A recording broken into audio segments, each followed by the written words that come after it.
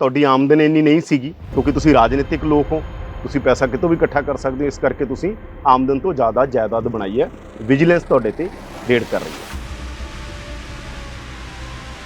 ਜਦੋਂ ਦਾ ਮੈਂ ਸਿਆਸਤ 'ਚ ਆਇਆ, ਮੇਰੇ ਖਿਆਲ ਨਾਲ ਮੈਂ ਉਸ ਪੁਸ਼ਤਾਨੀ ਜਾਇਦਾਦ ਦਾ ਨੁਕਸਾਨ ਵੱਧ ਕੀਤਾ, ਫਾਇਦਾ ਘੱਟ ਕੀਤਾ। ਰਾਜਨੀਤੀ ਕਿਹੋ ਜਿਹਾ ਬਿਜ਼ਨਸ ਬਣ ਚੁੱਕੀ ਹੈ ਜਿਹਦੇ 'ਚ ਮਲਟੀਪਲਾਈ ਕਰਦੇ ਜਾਓ ਮੁੱਕਦੇ ਹੀ ਨਹੀਂਗਾ। ਜੇ ਚ ਖਰਾਬ ਹੋ ਰਿਹਾ ਤਾਂ ਤੁਸੀਂ ਫਿਰ ਕਿਉਂ ਰਾਜਨੀਤੀ 'ਚ ਕਿਉਂ ਹੋ? ਤੁਸੀਂ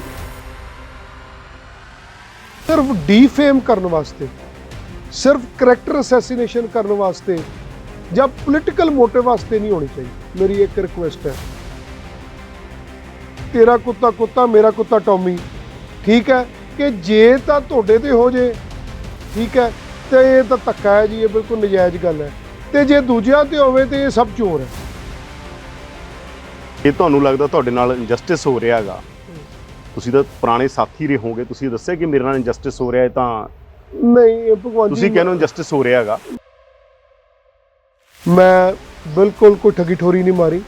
ਸੋ ਮੈਂ ਕਾਹਦੇ ਵਾਸਤੇ ਜਾ ਕੇ ਮਾਨ ਸਾਹਿਬ ਨੂੰ ਕਹਾਂ ਜਦੋਂ ਮੈਂ ਗਲਤੀ ਕੰਮ ਨਹੀਂ ਕੀਤੀ। ਹੁਣ ਇੱਕ ਨਵੇਂ ਫੇਜ਼ 'ਚ ਅੰਮ੍ਰਿਤਪਾਲ ਆਪਣੀ ਗੱਲ ਕਹਿ ਰਿਹਾ ਹੈਗਾ। ਅੰਮ੍ਰਿਤਪਾਲ ਨੂੰ ਲੈ ਕੇ ਕਾਂਗਰਸ ਕੀ ਸੋਚ ਰਹੀ ਹੈ? ਅੰਮ੍ਰਿਤਪਾਲ ਨੂੰ ਲੈ ਕੇ ਤੁਸੀਂ ਕੀ ਸੋਚ ਰਹੇ ਹੋ? ਬੜੇ ਪਰਿਵਾਰ ਮੈਂ ਉੱਜੜਦੇ ਦੇਖੇ, ਬੜੇ ਪਰਿਵਾਰ ਮੈਂ ਰੋਂਦੇ ਦੇਖੇ। ਇਸ ਅੱਗ ਨਾਲ ਨਾ ਖੇਡੀਏ। ਕੋਈ ਖੇਡ ਰਿਹਾ? ਬਿਲਕੁਲ। ਕੌਣ ਖੇਡ ਰਿਹਾ? ਕਾਂਗਰਸ ਨੇ ਐਕਸਪੈਰੀਮੈਂਟ ਕਰਨ ਦੀ ਕੋਸ਼ਿਸ਼ ਕੀਤੀ, ਉਹਨਾਂ ਵੇਲੇ ਕਾਂਗਰਸ ਨੇ ਖਤਾ ਕੀਤੀ, ਠੀਕ ਹੈ, ਪਰ ਉਹਦੀ ਸਜ਼ਾ ਬਹੁਤ ਲੰਬੀ ਭੁਗਤੀ, ਕਾਂਗਰਸ ਨੇ ਵੀ ਭੁਗਤੀ। ਐਕਸਪੈਰੀਮੈਂਟ ਕਰਨ ਦੀ ਕੋਸ਼ਿਸ਼ ਕਰ ਰਹੀ ਹੈ ਬੀਜੇਪੀ ਦੁਬਾਰਾ ਤੋਂ, ਤਾਂ ਕਿ ਉਹ ਵੋਟ ਕੰਸੋਲੀਡੇਟ ਕਰ ਸਕਣ ਪੰਜਾਬ ਵਿੱਚ। ਜਿਹੜਾ ਅੰਮ੍ਰਿਤਪਾਲ ਜੀ ਨੇ ਸ਼ੁਰੂ 'ਚ ਗੱਲ ਸ਼ੁਰੂ ਕੀਤੀ ਸੀ ਅੰਮ੍ਰਿਤ ਛਕਾਉਣ ਦੀ, ਬਹੁਤ ਚੰਗੀ ਗੱਲ। ਜਿਹੜੀ ਉਦੋਂ ਗੁਰੂ ਗ੍ਰੰਥ ਸਾਹਿਬ ਨੂੰ ਮੂਹਰੇ ਲੈ ਕੇ ਥਾਣੇ ਵੱਲ ਨੂੰ ਜਾਣ ਵਾਲੀ ਗੱਲ, ਉਹ ਬਿਲਕੁਲ ਗਲਤ ਹੈ।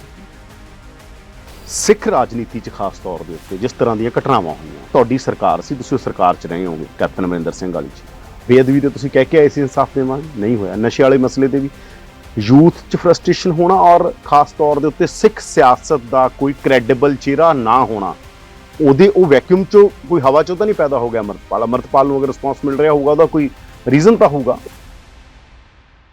ਅਕਾਲੀ ਦਲ ਦੀ ਕ੍ਰੈਡੀਬਿਲਿਟੀ ਬਹੁਤ ਲੋ ਚਲੀ ਗਈ। ਇਹ ਮਾੜੀ ਗੱਲ ਹੈ ਪੰਜਾਬ ਵਾਸਤੇ। ਮੈਂ ਤੁਹਾਨੂੰ ਅੱਜ ਕਹਿਣਾ, ਇਹਦਾ ਨੁਕਸਾਨ ਹੋ ਰਿਹਾ, ਬਹੁਤ ਜ਼ਿਆਦਾ ਨੁਕਸਾਨ ਹੋ ਰਿਹਾ। ਗ੍ਰੰਥੀ ਮਾੜਾ ਹੋਵੇ ਤੇ ਗੁਰਦੁਆਰਾ ਤਾਂ ਨਹੀਂ ਢਾਹ ਦੀਦਾ, ਗ੍ਰੰਥੀ ਬਦਲ ਦੀਦਾ। ਵੀ ਬਦਲ ਨੂੰ ਕੁਰਸੀ ਛੱਡਣੀ ਚਾਹੀਦੀ ਹੈ, ਤੁਸੀਂ ਕਹਿੰਦੇ? ਬਿਲਕੁਲ ਛੱਡਣੀ ਚਾਹੀਦੀ। ਮੈਂ ਤਾਂ ਕਹਿੰਦਾ ਆਪ ਹੀ ਛੱਡਣੀ ਚਾਹੀਦੀ। ਸੁਖਬੀਰ ਸਿੰਘ ਬਾਦਲ ਨੂੰ ਬੇਨਤੀ ਕਰ ਲਓ ਕਿ ਜੀ ਤੁਸੀਂ ਥੋੜੀ ਦੇਰ ਸਾਹ ਲੈ ਲਓ, ਹੋਰ ਕਿਸੇ ਨਵੇਂ ਚਿਹਰੇ ਨੂੰ ਮੌਕਾ ਦਿਓ, ਤਾਂ ਕਿ ਲੋਕਾਂ ਵਿੱਚ ਦੁਬਾਰ ਤੋਂ, ਸਿੱਖ ਸੰਗਤ ਵਿੱਚ ਦੁਬਾਰਾ ਤੋਂ ਅਕਾਲੀ ਦਲ ਪ੍ਰਤੀ ਜੋਸ਼ ਆਵੇ, ਅਕਾਲੀ ਦਲ ਨਾਲ ਲੋਕ ਜੁੜਨ, ਉਹਦੀ ਕ੍ਰੈਡੀਬਿਲਿਟੀ ਥੋੜੀ ਬਹੁਤੀ ਉੱਪਰ ਜਾਵੇ, ਉਹਦਾ ਪੰਜਾਬ ਨੂੰ ਫਾਇਦਾ ਹੋਵੇ। ਰਾਜਨੀਤੀ ਬਾਰੇ ਕਿਹਾ ਜਾਂਦਾ ਹੈ personal is political, political is personal, ਪਰ ਟਾਈਮ ਤੇ ਸਪੇਸ ਦੇ ਨਾਲ ਪਰਿਭਾਸ਼ਾ ਵੀ ਬਦਲ ਜਾਂਦੀ ਹੈ ਤੇ ਪਰਿਭਾਸ਼ਾ ਦੇ ਮਤਲਬ ਵੀ ਬਦਲ ਜਾਂਦੇ ਨੇ। ਪੰਜਾਬ 'ਚ ਧੜਾ-ਧੜ ਵਿਜੀਲੈਂਸ ਦੀਆਂ ਰੇਡਾਂ ਹੋ ਰਹੀਆਂ ਨੇ। ਦਿੱਲੀ 'ਚ ਮਨੀਸ਼ ਸਿਸੋਦੀਆ ਨੂੰ ਸੀਬੀਆਈ ਨੇ ਅਰੈਸਟ ਕੀਤਾ, ਪਰ ਦੋਵੇਂ ਪਾਸੇ ਕਿਹਾ ਜਾਂਦਾ ਹੈ ਸੰਬੰਧਿਤ ਧਿਰ ਜਿਹਦੇ ਤੇ ਰੇਡ ਹੁੰਦੀ ਹੈ ਉਹ ਕਹਿੰਦੀ ਹੈ ਜਾਂ ਅਰੈਸਟ ਹੁੰਦਾ ਹੈ ਕਿ ਸਾਡੇ ਨਾਲ ਬਦਲਾਖੋਰੀ ਦੀ ਰਾਜਨੀਤੀ ਹੋ ਰਹੀ ਹੈ। ਕਾਂਗਰਸ ਪੰਜਾਬ 'ਚ ਕਹਿ ਰਹੀ ਹੈ, ਦਿੱਲੀ 'ਚ ਆਮ ਆਦਮੀ ਪਾਰਟੀ ਕਹਿ ਰਹੀ ਹੈ। ਪੰਜਾਬ ਦੀ ਰਾਜਨੀਤੀ 'ਚ ਪਹਿਲਾਂ ਵੀ ਹੁੰਦਾ ਰਿਹਾ, ਕੈਪਟਨ ਵਰਸਸ ਬਾਦਲ ਹੁੰਦਾ ਰਿਹਾ, ਔਰ ਜੈ ਲਲਿਤਾ ਦੇ ਦੌਰ 'ਚ ਕਰੁਣਾਨਿਧੀ ਨੂੰ ਰਾਤ ਨੂੰ 2 ਵਜੇ ਚੁੱਕਿਆ ਗਿਆ ਸੀ। ਇਹ ਰਾਜਨੀਤੀ ਕੀ ਪੰਜਾਬ ਦੇ ਅੰਦਰ ਐਵੇਂ ਹੀ ਅੱਗੇ ਵਧੇਗੀ, ਜਾਂ ਇਹਦੇ ਰਾਜਨੀਤਿਕ ਮਾਇਨੇ ਕੀ ਨੇ? ਕਿ ਜੋ ਕੁਝ ਹੋ ਰਿਹਾ ਸੈਂਟਰ ਗਵਰਨਮੈਂਟ, ਜੋ ਪੰਜਾਬ 'ਚ ਹੋ ਰਿਹਾ, ਇਹਦੀ ਰਾਜਨੀਤੀ ਸਿਰਫ ਉੱਥੇ ਤੱਕ ਹੀ ਰੁਕੀ ਹੈ, ਜਾਂ ਇਹਦੀ ਰਾਜਨੀਤੀ ਕਿਤੇ ਅੱਗੇ ਜਾਂਦੀ ਹੈ? ਸਾਡੇ ਨਾਲ ਕਿੱਕੀ ਢਿੱਲੋਂ ਨੇ, ਜਿਨ੍ਹਾਂ ਦੇ ਫਾਰਮ ਹਾਊਸ ਦੀ ਮਿਣਤੀ ਹੋਈ ਹੈ। ਗੱਲਬਾਤ ਕਰਦੇ ਹਾਂ ਕਿ ਕਿਸ ਤਰ੍ਹਾਂ ਲੱਗ ਰਿਹਾ ਉਹਨਾਂ ਨੂੰ, ਔਰ ਉਹ ਰਾਜਨੀਤੀ ਨੂੰ, ਇਸ ਨੂੰ ਕਿਵੇਂ ਦੇਖਦੇ ਨੇ, ਔਰ ਕਿਉਂ ਉਹਨਾਂ ਨੇ ਇੰਨੀ ਜਾਇਦਾਦ ਬਣਾਈ ਹੈ ਜਿਹਦਾ ਲੇਖਾ ਜੋਖਾ ਕਿਤੇ ਨਹੀਂ ਦਿੱਤਾ ਗਿਆ। ਸਵਾਗਤ ਹੈ ਕਿੱਕੀ ਜੀ, ਬਹੁਤ ਸਤਿ ਸ਼੍ਰੀ ਅਕਾਲ ਜੀ। ਸਤਿ ਸ਼੍ਰੀ ਅਕਾਲ ਯਾਦਵਿੰਦਰ ਜੀ। ਕਿਉਂ ਤੁਸੀਂ ਇੰਨੀ ਜਿਹੜੀ ਜਾਇਦਾਦ, ਇਹੀ ਕੇਸ ਹੈਗਾ ਬੇਸਿਕਲੀ ਕਿ ਤੁਸੀਂ ਆਮਦਨ ਤੋਂ ਜ਼ਿਆਦਾ, ਤੁਹਾਡੀ ਆਮਦਨ ਇੰਨੀ ਨਹੀਂ ਸੀਗੀ ਕਿਉਂਕਿ ਤੁਸੀਂ ਰਾਜਨੀਤਿਕ ਲੋਕ ਹੋ, ਤੁਸੀਂ ਪੈਸਾ ਕਿਤੋਂ ਵੀ ਇਕੱਠਾ ਕਰ ਸਕਦੇ ਹੋ, ਇਸ ਕਰਕੇ ਤੁਸੀਂ ਆਮਦਨ ਤੋਂ ਜ਼ਿਆਦਾ ਜਾਇਦਾਦ ਬਣਾਈ ਹੈ। ਵਿਜੀਲੈਂਸ ਤੁਹਾਡੇ ਤੇ ਰੇਡ ਕਰ ਰਹੀ ਹੈ? ਯਾਦਵਿੰਦਰ ਜੀ, ਬਿਲਕੁਲ ਠੀਕ ਹੈ। ਮੇਰੀ ਇਹ ਜਿਹੜੀ ਇਨਕੁਆਇਰੀ ਕਰ ਰਹੇ ਹੈ ਉਹ ਇੱਕ ਡਿਸਪ੍ਰੋਪੋਰਸ਼ਨੇਟ ਐਸੈਟ ਦੇ ਗੱਲ ਵਿੱਚ ਕਰ ਰਹੇ ਹੈ। ਪਰ ਮੈਨੂੰ ਹੈਰਾਨੀ ਇਸ ਗੱਲ ਦੀ ਹੈ ਕਿ ਜਾਂ ਤਾਂ ਮੇਰਾ ਕਸੂਰ ਹੈ ਕਿ ਮੈਂ ਇਸ ਪਰਿਵਾਰ 'ਚ ਕਿਉਂ ਪੈਦਾ ਹੋ ਗਿਆ, ਕਿਉਂਕਿ 80% ਜਾਂ 75% ਜਿਹੜੀ ਮੇਰੀ ਜਾਇਦਾਦ ਹੈ ਉਹ ਮੇਰੀ ਹੈਰੀਡਿਟਰੀ ਹੈ, ਪੁਸ਼ਤਾਣੀ ਹੈ, ਜਿਹੜੀ ਮੈਨੂੰ ਆਪਦੇ ਪਰਿਵਾਰ ਵੱਲੋਂ ਮਿਲੀ ਹੈ। ਸੋ ਸਿਰਫ ਜਦੋਂ ਦਾ ਮੈਂ ਸਿਆਸਤ 'ਚ ਆਇਆ, ਮੇਰੇ ਖਿਆਲ ਨਾਲ ਮੈਂ ਉਸ ਪੁਸ਼ਤਾਣੀ ਜਾਇਦਾਦ ਦਾ ਨੁਕਸਾਨ ਵੱਧ ਕੀਤਾ, ਫਾਇਦਾ ਘੱਟ ਕੀਤਾ। ਜੇ ਤੁਸੀਂ ਮੇਰਾ, ਜਦੋਂ ਦਾ ਮੈਂ ਸਿਆਸਤ 'ਚ ਆਇਆ, ਜੇ ਤੁਸੀਂ ਮੇਰੇ ਪਿਛਲੇ 20-25 ਸਾਲ ਦੇਖੋ ਤਾਂ ਜੋ ਮੇਰੇ ਕੋਲ ਸੀਗਾ ਜਾਂ ਮੇਰੇ ਪਰਿਵਾਰ ਕੋਲ ਸੀਗਾ, ਤੇ 25 ਸਾਲਾਂ 'ਚ ਜਿੰਨਾ ਲੋਕਾਂ ਨੇ ਅੱਗੇ ਵਧੇ ਹੈ, ਕਿਉਂਕਿ ਐਕਚੁਅਲੀ ਐਪਰੀਸੀਏਸ਼ਨ ਹੁੰਦੀ ਹੈ, ਹਰੇਕ ਚੀਜ਼ ਦਾ ਮੁੱਲ ਵੱਧਦਾ ਹੈ, ਸੋ ਹਰੇਕ ਚੀਜ਼ ਵੱਧਦੀ ਹੈ। ਸੋ ਜਿੰਨਾ ਲੋਕ ਅੱਗੇ ਵਧੇ ਹੈ, ਮੈਂ ਉਹਨਾਂ ਉਸ ਪਰਸੈਂਟੇਜ ਦੇ ਹਿਸਾਬ ਨਾਲ ਅੱਗੇ ਵਧਿਆ ਨਹੀਂ, ਕਿਉਂਕਿ ਸਿਆਸਤ ਵਿੱਚ ਨੁਕਸਾਨ ਵੱਧ ਹੋਇਆ ਤੇ ਫਾਇਦਾ ਹੋਣ ਦੀ ਬਜਾਏ। ਪਰ ਮੇਰੇ ਪਰਿਵਾਰ ਦੇ ਕੁਝ ਬੜੇ ਬਿਜ਼ਨਸ ਇਹੋ ਜਿਹੇ ਹੈ, ਬੜੀਆਂ ਜ਼ਮੀਨ ਜਾਇਦਾਦ ਤੇ ਇਹੋ ਜਿਹੀਆਂ ਜਿਹੜੀਆਂ ਮੇਰੇ ਜਨਮ ਤੋਂ ਪਹਿਲਾਂ ਦੀਆਂ। ਸੋ ਉਹ ਸਾਰਾ ਮੇਰਾ ਪਰਿਵਾਰ ਉਹਦਾ ਮਾਲਕ ਹੈ, ਮੈਂ ਇਕੱਲਾ ਮਾਲਕ ਨਹੀਂ ਹੈ, ਮੈਂ ਵੀ ਉਹਦਾ ਇੱਕ ਹਿੱਸੇਦਾਰ ਹੈ। ਸੋ ਮੈਂ ਸਮਝਦਾ ਕਿ ਸਾਡੇ ਪਰਿਵਾਰ ਵਿੱਚ ਹਰੇਕ ਜੀ ਇਨਕਮ ਟੈਕਸ ਪੇਈ ਹੈ ਤੇ ਐਸਐਸਸੀ ਹੈ ਅਲੱਗ-ਅਲੱਗ। ਇੱਥੋਂ ਤੱਕ ਮੇਰੀ ਵਾਈਫ, ਚਾਹੇ ਮੇਰਾ ਬ੍ਰਦਰ ਹੈ ਉਹਦੀ ਵਾਈਫ, ਚਾਹੇ ਮੇਰੇ ਮਦਰ ਹੈ, ਹਰੇਕ ਅਲੱਗ-ਅਲੱਗ ਐਸਐਸਸੀ ਹੈ। ਸੋ ਹਰੇਕ ਸਾਲ ਅਸੀਂ ਇਨਕਮ ਟੈਕਸ ਸਰਕਾਰ ਨੂੰ ਭਰਦੇ ਹਾਂ ਤੇ ਸਾਡੀ ਕਈ ਵਾਰੀ ਇਨਕਮ ਟੈਕਸ ਸਕਰੂਟਨੀ ਵੀ ਹੁੰਦੀ ਹੈ। ਸੋ ਅਸੀਂ ਹਰੇਕ ਚੀਜ਼ ਡਿਸਕਲੋਜ਼ ਕਰਦੇ ਹਾਂ, ਮਤਲਬ ਸਾਡਾ ਕੋਈ ਗ੍ਰੇ ਏਰੀਆ ਹੈ ਨਹੀਂਗਾ। ਪਰ ਜਿਹੜੇ ਇਲਜ਼ਾਮ ਇਹ ਲੱਗਦਾ ਹਮੇਸ਼ਾ, ਕੋਈ ਵੀ ਹੋਵੇ, ਤੁਸੀਂ ਹੋਵੋ ਜਾਂ ਕਿਸੇ ਹੋਰ ਤੇ, ਕਿ ਰਾਜਨੀਤੀ ਇੱਕ ਇਹੋ ਜਿਹਾ ਬਿਜ਼ਨਸ ਬਣ ਚੁੱਕੀ ਹੈ ਜਿਹਦੇ ਚ ਮਲਟੀਪਲਾਈ ਕਰਦੇ ਜਾਓ, ਮੁੱਕਦੇ ਹੀ ਨਹੀਂਗਾ। ਜੇ ਇਹ ਚ ਖਰਾਬ ਹੋ ਰਿਹਾ ਤਾਂ ਤੁਸੀਂ ਫਿਰ ਕਿਉਂ ਰਾਜਨੀਤੀ ਚ ਕਿਉਂ ਹੋ ਤੁਸੀਂ? ਦੇਖੋ ਯਾਦਵਿੰਦਰ ਜੀ, ਚਾਹੇ ਰਾਜਨੀਤੀ ਹੈ, ਚਾਹੇ ਬਿਜ਼ਨਸ ਹੈ, ਚਾਹੇ ਅਫਸਰ ਹੈ, ਚਾਹੇ ਕੋਈ ਵੀ ਤੁਸੀਂ ਕੰਮ ਲੈ ਲਓ, ਉਹਦੇ ਵਿੱਚ ਸਾਰੇ ਚੰਗੇ ਨਹੀਂ ਤੇ ਸਾਰੇ ਮਾੜੇ। ਮੈਂ ਨਹੀਂ ਕਹਿੰਦਾ ਕਿ ਬਿਲਕੁਲ ਸਾਰੇ ਸਾਫ਼ ਹੈ, ਮੈਂ ਨਹੀਂ ਕਹਿੰਦਾ ਕਿ ਸਾਰੇ ਮਾੜੇ। ਹਰੇਕ ਕਿਸਮ ਦੇ ਲੋਕ ਆ ਹਰੇਕ ਕੰਮ ਵਿੱਚ, ਸੇਮ ਚਾਹੇ ਅਫਸਰ ਲੈ ਲਓ, ਸੇਮ ਚਾਹੇ ਤੁਸੀਂ ਬਿਜ਼ਨਸਮੈਨ ਲੈ ਲਓ। ਸੋ ਕਈ ਬਿਜ਼ਨਸਮੈਨ ਇਹੋ ਜਿਹੇ ਜਿਹੜੇ ਸਰਕਾਰ ਨੂੰ ਬਿਲਕੁਲ ਸਹੀ ਇਨਕਮ ਟੈਕਸ ਦਿੰਦੇ, ਕਈ ਹੈ ਜਿਹੜੇ ਟੈਕਸ ਦੀ ਚੋਰੀ ਕਰਦੇ। ਸੋ ਉਹ ਵੀ ਰਾਜਨੀਤੀ ਹੈ, ਮੈਂ ਇਸ ਗੱਲ 'ਚ ਨਹੀਂ। ਪਰ ਦੇਖੋ, ਇੱਕ ਗੱਲ ਮੈਂ ਤੁਹਾਨੂੰ ਕਹਿਣਾ ਚਾਹੁੰਦਾ ਕਿ ਇਹ ਜ਼ਰੂਰੀ ਨਹੀਂ ਕਿ ਹਰੇਕ ਰਾਜਨੇਤਾ ਚੋਰ ਹੋਵੇ। ਇਹ ਇੱਕ ਗਲਤ ਪਰਿਭਾਸ਼ਾ ਬਣ ਗਈ। ਮੈਂ ਇਸ ਗੱਲ ਬਾਰੇ ਮੈਂ ਕਈ ਵਾਰੀ ਆਮ ਆਦਮੀ ਪਾਰਟੀ ਦੇ ਲੀਡਰਾਂ ਨੂੰ ਵੀ ਕਿਹਾ। ਆਮ ਆਦਮੀ ਪਾਰਟੀ ਨੇ ਪਿਛਲੇ ਕਈ ਸਾਲਾਂ ਤੋਂ ਇਹਨਾਂ ਨੇ ਸੱਤਾ ਹਾਸਲ ਕਰਨ ਵਾਸਤੇ ਇਹਨਾਂ ਨੇ ਇੱਕ ਬੜਾ ਪ੍ਰਚਾਰ ਕੀਤਾ ਸੋਸ਼ਲ ਮੀਡੀਆ ਰਾਹੀਂ ਕਿ ਜੀ ਸਾਰੇ ਪੁਰਾਣੇ ਸਿਆਸੀ ਬੰਦੇ ਚੋਰ ਹੈ। ਸਿਆਸੀ ਬੰਦਿਆਂ ਨੇ ਪੁਰਾਣਿਆਂ ਨੇ ਕੀਤਾ ਹੀ ਕੁਛ ਨਹੀਂ। ਇਹਨਾਂ ਦਾ ਮੇਨ ਇਹ ਹੁੰਦਾ ਸੀ ਕਿ ਪੰਜਾਬ ਨੂੰ ਲੁੱਟ ਕੇ ਖਾ ਗਏ। ਦੇਖੋ, ਮੈਂ ਤੁਹਾਨੂੰ ਮੈਂ ਬਿਲਕੁਲ ਉਸ ਗੱਲ ਦੇ ਉਲਟ ਹੈ। ਤੇ ਅੱਜ ਚਲੋ ਇਹਨਾਂ ਨੇ ਕੀਤਾ, ਲੋਕਾਂ ਨੇ ਇਹਨਾਂ ਦੀ ਗੱਲ ਦਾ ਯਕੀਨ ਕਰ ਲਿਆ। ਅਸੀਂ ਵੀ ਪੁਰਾਣੀਆਂ ਸਿਆਸੀ ਪਾਰਟੀਆਂ ਨੇ ਸਮੇਂ ਬੜੀ ਦੇਰ ਤੋਂ ਲੱਗੀਆਂ ਹੋਈਆਂ ਸੀ, ਕਾਫੀ ਗਲਤੀਆਂ ਕੀਤੀਆਂ, ਇਹ 'ਚ ਕੋਈ ਸ਼ੱਕ ਨਹੀਂ। ਬੜੀਆਂ ਗਲਤੀਆਂ ਹੋਈਆਂ, ਕੁਝ ਗਲਤ ਕੰਮ ਵੀ ਹੋਏ ਆ, ਤੇ ਲੋਕਾਂ ਨੇ ਸੋਚਿਆ ਜੋ ਇਹ ਕਹਿ ਰਹੇ ਆ ਸਭ ਸੱਚ ਕਹਿ ਰਹੇ ਹੋਣੇ ਆਮ ਆਦਮੀ ਪਾਰਟੀ ਵਾਲੇ ਨੇ। ਸੋ ਲੋਕਾਂ ਨੇ ਐਤਕੀ ਬਹੁਤ ਵੱਡਾ ਇੱਕ ਫੈਸਲਾ ਕੀਤਾ, ਕਿਉਂਕਿ ਇਹਨਾਂ ਦਾ ਨਾਰਾ ਬੜਾ ਕਲੀਅਰ ਸੀ ਕਿ ਬਦਲਾਵ, ਅਸੀਂ ਬਿਲਕੁਲ ਹੀ ਸਭ ਕੁਝ ਬਦਲ ਦਿਆਂਗੇ, ਬਲੈਕ ਐਂਡ ਵਾਈਟ ਚੇਂਜ ਕਰ ਦਿਆਂਗੇ। ਲੋਕਾਂ ਨੇ ਇਹਨਾਂ ਨੂੰ, ਹੁਣੇ ਆਪ ਸੱਤਾ ਵਿੱਚ ਆ ਗਏ, ਪਾਵਰ 'ਚ ਆ ਗਏ, ਹੁਣੇ ਆਪ ਦੇਖ ਰਹੇ ਆ ਸੇਮ ਗਲਤੀਆਂ ਹੋ ਰਹੀਆਂ। ਹੁਣ ਮੈਨੂੰ ਜੋ ਕਈ ਵਾਰੀ ਇਹਨਾਂ ਦੇ ਲੀਡਰ ਮਿਲਦੇ, ਮੈਂ ਉਹਨਾਂ ਨੂੰ ਪੁੱਛਦਾ ਹੁੰਦਾ ਕਿ ਜਦੋਂ ਜ਼ਿੰਮੇਵਾਰੀ ਮਿਲਦੀ ਹੈ ਨਾ, ਫਿਰ ਪਤਾ ਲੱਗਦਾ ਕਿ ਜ਼ਿੰਮੇਵਾਰੀ ਨੂੰ ਨਿਭਾਉਣਾ ਕਿਵੇਂ। ਸਿਆਣੇ ਕਹਿੰਦੇ ਹੁੰਦੇ ਆ ਕਿ ਜਦੋਂ ਸਿਰ ਤੇ ਪੈ ਜੇ ਨਾ, ਫਿਰ ਪਤਾ ਹੁੰਦਾ ਕਿ ਇਹਨੂੰ ਕਿਵੇਂ ਨਿਬੇੜਨਾ। ਸੋ ਇਸ ਕਰਕੇ ਮੈਂ ਇਹ ਨਹੀਂ ਕਹਿੰਦਾ ਸਾਰੇ ਸਹੀ ਹੈ, ਪਰ ਮੈਂ ਇਹ ਜ਼ਰੂਰ ਕਹਿੰਦਾ ਕਿ ਸਾਰੇ। ਮੈਂ ਤੁਹਾਨੂੰ ਪੁੱਛਿਆ ਕਿ ਜਿਵੇਂ ਤੁਸੀਂ ਕਹਿੰਦੇ ਹੋ ਮੈਂ ਤਾਂ ਘਾਟਾ ਹੀ ਖਾਂਦਾ ਰਿਹਾ ਰਾਜਨੀਤੀ 'ਚ ਆ ਕੇ, ਮੇਰਾ ਤਾਂ ਘਾਟਾ ਹੀ ਹੋਇਆ ਹੈਗਾ, ਯਾਨੀ ਤੁਹਾਡੇ ਤਾਂ ਬਿਜ਼ਨਸ ਨੁਕਸਾਨ ਹੋ ਗਿਆ, ਬਿਜ਼ਨਸ ਸਾਈਡ ਤੋਂ ਪੈਸਾ ਆਉਂਦਾ ਰਿਹਾ, ਤੁਸੀਂ ਕਹਿੰਦੇ ਹੋ ਰਾਜਨੀਤੀ 'ਚ ਮੈਂ ਤਾਂ ਗਵਾਈ ਹੀ ਹੈਗਾ। ਫਿਰ ਤੁਸੀਂ ਇਸ 'ਚ ਕਿਉਂ ਹੋਗੇ? ਕਿ ਲੈਗੇਸੀ ਕਰਕੇ ਸਿਰਫ? ਬਿਲਕੁਲ ਲੈਗੇਸੀ ਕਰਕੇ। ਮੈਂ ਸਮਝਦਾ ਹਾਂ ਕਿ ਅੱਜ ਤੋਂ ਹੁਣ ਇਸ ਤੋਂ ਬਾਅਦ ਮੈਂ ਸਮਝਦਾ ਹੁਣ ਸਾਡੇ ਪਰਿਵਾਰਾਂ ਦੇ ਬੱਚੇ ਬਿਲਕੁਲ ਇਸ ਚੀਜ਼ 'ਚ ਨਹੀਂ ਆਉਣਾ ਚਾਹੋਗੇ, ਜਿਹੋ ਜਿਹਾ ਦੇਸ਼ ਦਾ ਤੇ ਪੰਜਾਬ ਦਾ ਮਾਹੌਲ ਬਣਦਾ ਜਾਂਦਾ। ਲੈਗੇਸੀ ਸੀ ਬਹੁਤ। ਦੇਖੋ, ਮੇਰੇ ਦਾਦਾ ਜੀ ਪਹਿਲੀ ਵਾਰੀ ਜਦੋਂ ਬਿਫੋਰ ਪਾਰਟੀਸ਼ਨ MLC ਬਣਦੇ ਸੀ, ਉਦੋਂ ਜੁਆਇੰਟ ਪੰਜਾਬ, ਜੋ ਪਾਕਿਸਤਾਨ ਦੇ ਆਪਣਾ ਪੰਜਾਬ ਇੱਕ ਸੀਗਾ ਬਿਫੋਰ ਪਾਰਟੀਸ਼ਨ, ਮੇਰੇ ਦਾਦਾ ਜੀ ਉਦੋਂ ਬਾਹਰੋਂ ਇੰਗਲੈਂਡ ਤੋਂ ਲਾਅ ਕਰਕੇ ਆਏ ਸੀ। ਯੂਨੀਅਨਿਸਟ ਪਾਰਟੀ ਸੀ? ਨਹੀਂ, ਹਾਂ ਅਗਲਾ ਨਹੀਂ, ਉਦੋਂ ਯੂਨੀਅਨਿਸਟ ਤੇ ਦੂਜਾ ਉਹਨਾਂ ਦਾ ਆਪਸ ਵਿੱਚ ਹੁੰਦਾ ਸੀ, ਇਹਨਾਂ ਦਾ ਤਾਲਮੇਲ, ਇਹਨਾਂ ਦਾ ਇਹਨਾਂ ਨੇ ਕਿਰਪਾਨ ਮੋਰਚਾ ਲਾਇਆ ਸੀ ਸਭ ਤੋਂ ਪਹਿਲਾਂ ਜਵਾਹਰ ਸਿੰਘ ਢਿੱਲੋਂ, ਉਦੋਂ MLC ਬਣੇ। ਉਦੋਂ ਨੋਮੀਨੇਟ ਹੁੰਦੇ ਸੀ, ਉਦੋਂ ਕਰਦੇ ਨੋਮੀਨੇਟ ਪਲੱਸ ਕੁਝ ਵੋਟਾਂ ਪੈਂਦੀਆਂ। ਮੇਰੇ ਜਿਹੜੇ ਪਰਦਾਦਾ ਜੀ ਸੀ, ਉਹ ਜਿਹੜਾ ਫਸਟ ਸਿੱਖ ਜੁਡੀਸ਼ੀਅਲ ਕਮਿਸ਼ਨ ਬਣਿਆ ਸੀ ਲਾਹੌਰ ਵਿੱਚ, ਉਹਦੇ ਉਹ ਮੈਂਬਰ ਸੀਗੇ। ਉਸ ਜੁਡੀਸ਼ੀਅਲ ਕਮਿਸ਼ਨ ਦਾ ਜਿਹੜਾ ਚੇਅਰਮੈਨ ਹੁੰਦਾ ਸੀ, ਉਹ ICSE ਗੋਰਾ ਹੁੰਦਾ ਸੀ, ਅਫਸਰ ਹੁੰਦਾ ਸੀ, ਜਿਹੜਾ ਉਸ ਵੇਲੇ IS ਨਹੀਂ ਹੁੰਦੇ ਸੀ, ICS ਹੁੰਦੇ ਸੀ, ਉਹ ਗੋਰਾ ਹੁੰਦਾ ਸੀ। ਇਹ ਉਹਦੇ ਮੈਂਬਰ ਸੀ, ਫਸਟ ਮੈਂਬਰ ਬਣੇ ਸੀ ਲਾਹੌਰ, ਸਰਦਾਰ ਖੜਕ ਸਿੰਘ। ਮੇਰੇ ਦਾਦਾ ਜੀ ਆਏ, ਫਿਰ ਮੇਰੇ ਫਾਦਰ ਇਸ ਅਸੈਂਬਲੀ ਦੇ ਮੈਂਬਰ ਰਹੇ। ਅਕਾਲੀ ਦਲ, ਅਸੀਂ ਬੇਸਿਕਲੀ ਅਕਾਲੀ ਫੈਮਿਲੀ ਨੂੰ ਬਿਲੋਂਗ ਕਰਦੇ ਸੀ। ਮਦਰ ਵੀ ਰਹੇ। ਹਾਂ, ਫਿਰ ਮੇਰੇ ਫਾਦਰ ਨੂੰ ਇੱਕ ਵਾਰੀ ਅਕਾਲੀ ਦਲ 'ਚ ਵੀ ਫਰਕ ਪਿਆ, ਮੇਰੇ ਫਾਦਰ ਇੰਡੀਪੈਂਡੈਂਟ ਵੀ ਜਿੱਤੇ, ਉਹਨਾਂ ਦੀ ਬੜੀ ਯੰਗ ਏਜ 'ਚ ਡੈਥ ਹੋ ਗਈ ਸੀਗੀ।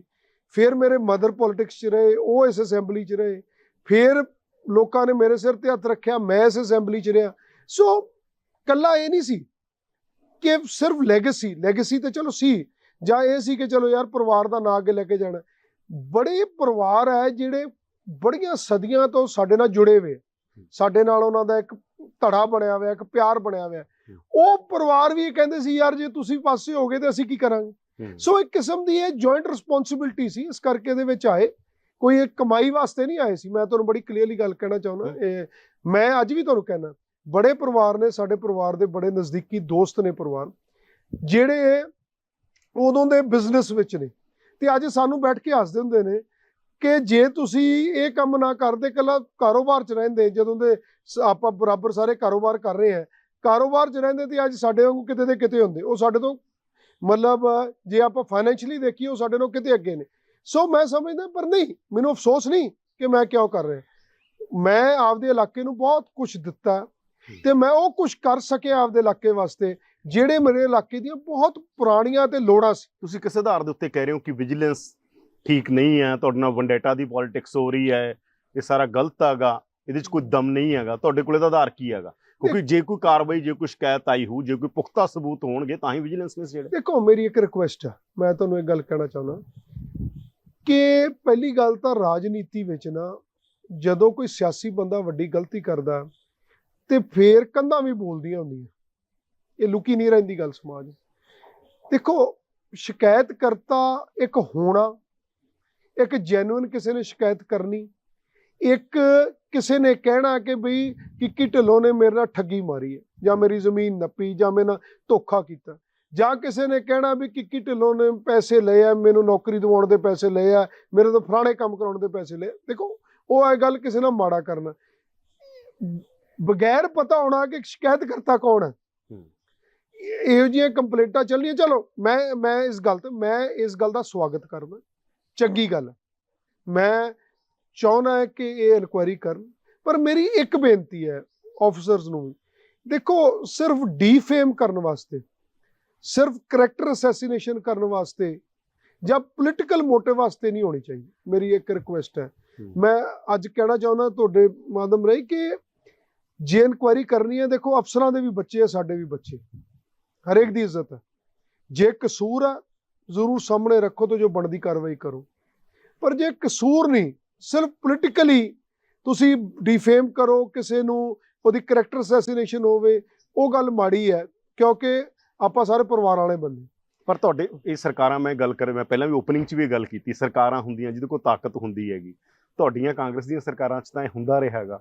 ਕੈਪਟਨ ਅਮਰਿੰਦਰ ਸਿੰਘ ਨੇ ਹਨੇਰੀ ਵੀ ਲਿਆਤੀ ਸੀ, ਮਤਲਬ ਸਭ ਤੋਂ ਵੱਡੇ ਬ੍ਰਾਂਡ ਐਂਬੈਸਡਰ ਤਾਂ ਇਸ ਮਸਲੇ ਦੇ ਕੈਪਟਨ ਅਮਰਿੰਦਰ ਸਿੰਘ ਰਹੇ ਨੇ। ਬਿਲਕੁਲ ਠੀਕ ਹੈ, ਮੈਂ ਇਸ ਗੱਲ ਨਾਲ ਸਹਿਮਤ ਹਾਂ, ਪਰ ਮੈਂ ਇੱਕ ਗੱਲ ਕਹਿਣਾ ਚਾਹੁੰਦਾ, ਉਦੋਂ ਵੀ ਲੋਕਾਂ ਨੇ ਕਿਹਾ ਵੀ ਅਸੀਂ ਤਾਂ ਬਿਲਕੁਲ ਸਾਫ਼ ਸੁਥਰੇ ਨਿਕਲੇ ਬਾਹਰ, ਉਹ ਬੰਦੇ ਬਹੁਤ ਸਾਰੇ ਕੇਸਾਂ 'ਚੋਂ ਬੰਦੇ ਬਾਹਰ ਆਏ, ਉਹਨਾਂ ਨੇ ਕਿਹਾ ਦੱਸੋ ਸਾਡੇ ਤੋਂ ਸਾਬਤ ਨਹੀਂ ਹੋਇਆ ਕੁਝ। ਦੇਖੋ, ਬਿਲਕੁਲ ਠੀਕ ਹੈ, ਪਰ ਇਹਦੇ ਵਿੱਚ ਦੋ ਗੱਲਾਂ ਦਾ ਫਰਕ ਹੈ। ਉਦੋਂ ਜਦੋਂ ਹੋਇਆ ਸੀਗਾ, ਉਦੋਂ ਆਮ ਚਰਚਾ ਸੀਗੀ ਇਹ ਗੱਲ ਦੀ ਕਿ ਯਾਰ ਕਿੰਨਾ ਵਧਿਆ। ਹੁਣ ਦੇਖੋ, ਮੈਂ ਤੁਹਾਨੂੰ, ਤੁਸੀਂ ਗੱਲ ਕੀਤੀ ਕਿ ਤੁਸੀਂ ਇੰਨੀ ਜਾਇਦਾਦ ਕਿਵੇਂ ਬਣੀ, ਤੁਸੀਂ ਮੇਰੇ ਐਫੀਡੇਵਿਟ ਕਢਾਓ ਜਿਹੜੇ ਪਿਛਲੀਆਂ ਇਲੈਕਸ਼ਨਾਂ ਦੇ। ਇਹ ਫਾਰਮ ਹਾਊਸ ਮੈਂਸ਼ਨ ਆ ਉਹਦੇ 'ਚ? ਹਾਂ, ਬਿਲਕੁਲ ਸਭ ਕੁਝ ਮੈਂਸ਼ਨਡ ਹੈ, ਜੋ ਕੁਝ ਮੇਰੇ ਕੋਲ ਅੱਜ ਫਾਰਮ ਹਾਊਸ ਤੇ ਗਏ, ਮੇਰੇ ਐਫੀਡੇਵਿਟ ਵਿੱਚ ਮੈਂਸ਼ਨਡ ਹੈ। ਇਹਦੇ ਤੇ ਕਿੰਨਾ ਲੋਨ ਹੈ ਬੈਂਕ ਦਾ ਉਹ ਸਾਰਾ ਮੈਂਸ਼ਨਡ ਹੈ, ਕਿੱਥੋਂ ਲਿਆ ਹੋਇਆ, ਇਹ ਕਿੰਨੇ ਦੀ ਇਹਦੀ ਰਜਿਸਟਰੀ ਹੋਈ ਹੈ। ਉਧਰਲੇ ਆਮ ਤੌਰ ਤੇ ਅੱਜ ਦੇਖੋ ਮੈਂ ਸੁਣ ਰਿਹਾ ਸੀ ਨਿਊਜ਼ ਚੈਨਲਾਂ ਤੇ ਚੱਲ ਰਿਹਾ ਸੀ ਸੀਸਵਾ ਦੀ ਬੜੀ ਬਦਨਾਮੀ ਹੈ, ਕਿਉਂਕਿ ਉੱਥੇ ਸੁਖਬੀਰ ਦਾ ਹੋਟਲ ਵੀ ਆ ਉੱਥੇ, ਕੈਪਟਨ ਸਾਹਿਬ ਦਾ। ਹਾਂ, ਉੱਥੇ ਬੜਾ ਮਤਲਬ ਇਹ ਤਾਂ ਹੀ ਕਿਉਂਕਿ ਦੇਖੋ ਅੱਜ ਕੱਲ੍ਹ ਉੱਥੇ ਬਹੁਤ ਸਾਰੀਆਂ ਜਾਇਦਾਦਾਂ ਲੋਕਾਂ ਨੇ ਬਣਾਈਆਂ ਜਿਹੜਾ ਜਿਹ ਚ এনवायरमेंट ਨੂੰ ਬਿਲਕੁਲ ਠੀਕ ਹੈ। ਉੱਥੇ ਬੜੀਆਂ ਜ਼ਮੀਨਾਂ ਇਹੋ ਜਿਹੀਆਂ ਹੈ ਜਿਹੜੀਆਂ ਕੰਟਰੋਵਰਸ਼ੀਅਲ ਹੈ। ਮੈਂ ਤੁਹਾਡੇ ਨਾਲ ਸਹਿਮਤ ਹਾਂ। ਫੋਰੈਸਟ ਦੀਆਂ ਜ਼ਮੀਨਾਂ, ਹੋਰ ਜ਼ਮੀਨਾਂ ਜਿਨ੍ਹਾਂ 'ਚ ਕੰਸਟਰਕਸ਼ਨ ਨਹੀਂ ਹੋ ਸਕਦੀ ਜਾਂ ਉਹਦੇ ਕਾਫੀ ਹਾਈ ਕੋਰਟ ਵੀ ਇੰਟਰਵੇਨ ਕਰਦਾ।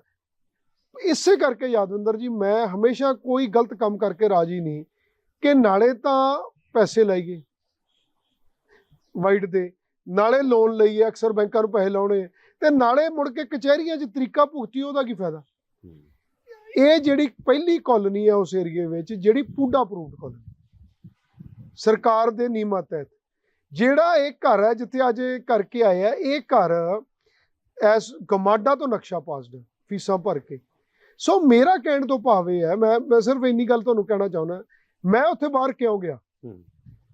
ਪਹਿਲਾ ਘਰ ਮੇਰੇ ਪਰਿਵਾਰ ਨੇ ਚੰਡੀਗੜ੍ਹ 'ਚ 1961 'ਚ ਬਣਾਇਆ ਸੀ। ਉਸ ਤੋਂ ਬਾਅਦ ਬੜੇ ਘਰ ਮੇਰੇ ਪਰਿਵਾਰ ਨੇ ਲਏ। ਮੈਂ ਜਦੋਂ ਸਕੂਲ 'ਚ ਸੀ, ਕਾਲਜ ਸੀਗਾ, ਸ਼ੁਰੂ ਤੋਂ 1961 ਤੋਂ, ਮੇਰਾ ਜਨਮ ਹੈ 1973 ਦਾ, ਤੇ ਉਦੋਂ ਦੇ ਸਾਡੇ ਪਰਿਵਾਰਾਂ ਕੋਲ ਚੰਡੀਗੜ੍ਹ ਘਰ ਹੈ। ਇਸ ਵੇਲੇ ਹਾਲਾਤ ਕੀ ਹੋ ਗਏ ਪਰਿਵਾਰ, ਕਿਉਂਕਿ ਹਰੇਕ ਇਲੈਕਸ਼ਨ ਤੋਂ ਬਾਅਦ ਮੇਰੇ ਇਲਾਕੇ ਦੇ ਲੋਕ ਜਾਣਦੇ, ਆਮ ਤੌਰ ਤੇ ਚੰਡੀਗੜ੍ਹ ਦੀ ਪ੍ਰਾਪਰਟੀ ਥੋੜੀ ਜਿਹੀ ਵੱਧਦੀ ਹੈ ਕਿਉਂਕਿ ਤੇ ਐਪਰੀਸ਼ੀਏਟ ਕਰਦੀ ਹੈ ਇੱਥੇ, ਤੇ ਜਦੋਂ ਲੋਕਾਂ ਦੇ ਦੇਣੇ ਲੈਣੇ ਲਾਉਣੇ ਹੁੰਦੇ ਆ, ਇਲੈਕਸ਼ਨ 'ਚ ਪੈਸੇ ਚੜ ਜਾਂਦੇ ਆ, ਤੇ ਫਿਰ ਚੰਡੀਗੜ੍ਹ ਦਾ ਘਰ ਵੇਚੀਦਾ, ਤੇ ਫਿਰ ਉਹਦੇ 'ਚੋਂ ਕੁਝ ਪੈਸੇ ਕੱਢ ਕੇ ਲੋਕਾਂ ਦੇ ਦੇਣੇ ਲੈਣੇ ਲਾਈਦੇ ਆ, ਬਾਕੀ ਫਿਰ ਹੋਰ ਕੋਈ ਪ੍ਰਾਪਰਟੀ ਚੰਡੀਗੜ੍ਹ ਹੀ ਲੈ ਲਈਦੀ ਹੈ, ਫਿਰ ਇਹ ਐਪਰੀਸ਼ੀਏਟ ਕਰ ਜਾਂਦੀ ਹੈ। ਸੋ ਇਸ ਵੇਲੇ ਚੰਡੀਗੜ੍ਹ ਜਿਹੜੇ ਘਰ ਨੇ ਇੰਨੇ ਮਹਿੰਗੇ ਹੋ ਚੁੱਕੇ ਨੇ ਕਿ ਉਹ ਪਹੁੰਚ ਤੋਂ ਬਾਹਰ ਨੇ। ਇਸੇ ਕਰਕੇ ਉੱਥੇ ਜਾ ਕੇ ਘਰ ਲਿਆ ਕਿ ਉੱਥੇ ਜਿਹੜੀ ਚੀਜ਼ ਮੇਰੀ ਬਣ ਰਹੀ ਹੈ ਉਹਦੇ ਤੋਂ ਚੰਡੀਗੜ੍ਹ ਜੀ ਉਹੋ ਜੀ ਮੈਂ ਘਰ ਬਣਾਉਣਾ ਹੋਵੇ ਤੇ ਘੱਟੋ ਘੱਟ 7-8 ਗੁਣਾ ਮੈਨੂੰ ਵੱਧ ਪੈਸੇ ਲਾਉਣੇ ਪੈਣਗੇ। ਸੋ ਹਰ ਇੱਕ ਬੰਦਾ ਆਪਦੇ ਵਿੱਤ ਦੇ ਹਿਸਾਬ ਨਾਲ, ਚਾਦਰ ਦੇ ਹਿਸਾਬ ਨਾਲ ਪੈਰ ਵਸਾਰਦਾ। ਸੋ ਮੈਂ ਇਹ ਕਹਿਣਾ ਚਾਹੁੰਦਾ, ਮੈਂ ਵੈਲਕਮ ਕਰਦਾ, ਮੇਰਾ ਜੋ ਮਰਜ਼ੀ ਦੇਖਣ। ਮੈਂ ਇਹਨਾਂ ਨੂੰ ਪਹਿਲੇ ਦਿਨ ਵੀ ਕਿਹਾ ਸੀ ਕਿ ਤੁਸੀਂ, ਕਿਉਂਕਿ ਤੁਸੀਂ ਤਾਂ ਯਾਦ ਆ ਪੀਪਲਜ਼ ਪਾਰਟੀ ਆਫ ਪੰਜਾਬ ਬਣੀ ਸੀਗੀ, ਮਨਪ੍ਰੀਤ ਬਾਦਲ ਨੇ ਬਣਾਈ, ਤੁਸੀਂ ਨਾਲ ਸੀਗੇ, ਭਗਵੰਤ ਜੀ ਵੀ ਨਾਲ ਸੀਗੇ, ਮਜੀਠੀਆ ਸਾਹਿਬ ਕੱਲ ਪ੍ਰੈਸ ਕਾਨਫਰੰਸ ਸਾਡਾ ਵੀ ਨਾਲ ਸੀਗੇ, ਤਾਂ ਕੀ ਤੁਸੀਂ ਕੋਈ, ਜੇ ਤੁਹਾਨੂੰ ਲੱਗਦਾ ਤੁਹਾਡੇ ਨਾਲ ਇਨਜਸਟਿਸ ਹੋ ਰਿਹਾ ਹੈਗਾ, ਤੁਸੀਂ ਤਾਂ ਪੁਰਾਣੇ ਸਾਥੀ ਰਹੇ ਹੋਗੇ, ਤੁਸੀਂ ਦੱਸਿਆ ਕਿ ਮੇਰੇ ਨਾਲ ਇਨਜਸਟਿਸ ਹੋ ਰਿਹਾ ਹੈ, ਤਾਂ ਨਹੀਂ ਭਗਵਾਨ ਜੀ ਤੁਸੀਂ ਕਹਿੰਦੇ ਹੋ ਇਨਜਸਟਿਸ ਹੋ ਰਿਹਾ ਹੈਗਾ। ਮੈਂ ਇਹ ਨਹੀਂ ਹਾਲਾਂਕਿ ਬਿਜ਼ਨਸ ਤਾਂ ਉਹਨਾਂ, ਮੈਂ ਇਹ ਨਹੀਂ ਕਹਿ ਰਿਹਾ, ਮੈਂ ਇਹ ਸਮਝਦਾ ਕਿ ਕੋਈ ਖਾਸ ਕੰਪਲੇਨੈਂਟ ਹੈ ਨਹੀਂਗਾ ਫਿਲਹਾਲ, ਉਹ ਇਨਕੁਆਇਰੀ ਕਰ ਰਹੇ ਆ, ਤੇ ਮੈਂ ਮਹਿਸੂਸ ਕਰਦਾ ਕਿ ਅਫਸਰ ਨੂੰ ਮੈਂ ਕਹਿਣਾ ਚਾਹੁੰਦਾ ਕਿ ਮੈਂ ਫੇਅਰ ਇਨਕੁਆਇਰੀ ਦੀ ਤਵੱਕੋ ਕਰਦਾ, ਤੇ ਇਹਨੂੰ ਪੋਲੀਟੀਕਲੀ ਲੈ। ਦੂਜੀ ਗੱਲ ਦੇਖੋ, ਜਿੱਥੋਂ ਤਾਈਂ ਤੁਸੀਂ ਗੱਲ ਕੀਤੀ ਸਭ ਭਗਵੰਤ ਸਿੰਘ ਮਾਨ ਦੀ, ਬਿਲਕੁਲ ਠੀਕ ਹੈ, ਅਸੀਂ ਇਕੱਠੇ ਰਹੇ, ਇਕੱਠੇ ਕੰਮ ਕੀਤਾ, ਪਰ ਮੈਂ ਸਮਝਦਾ ਕਿ ਮੇਰੇ 'ਚ ਕਸੂਰ ਕੋਈ ਨਹੀਂ, ਮੈਂ ਕੋਈ ਮਾੜਾ ਕੰਮ ਨਹੀਂ ਕੀਤਾ, ਮੈਂ ਬਿਲਕੁਲ ਕੋਈ ਠੱਗੀ ਠੋਰੀ ਨਹੀਂ ਮਾਰੀ। ਸੋ ਮੈਂ ਕਾਹਦੇ ਵਾਸਤੇ ਜਾ ਕੇ ਮਾਨ ਸਾਹਿਬ ਨੂੰ ਕਹਾਂ ਜਦੋਂ ਮੈਂ ਗਲਤੀ ਕੰਮ ਨਹੀਂ ਕੀਤਾ।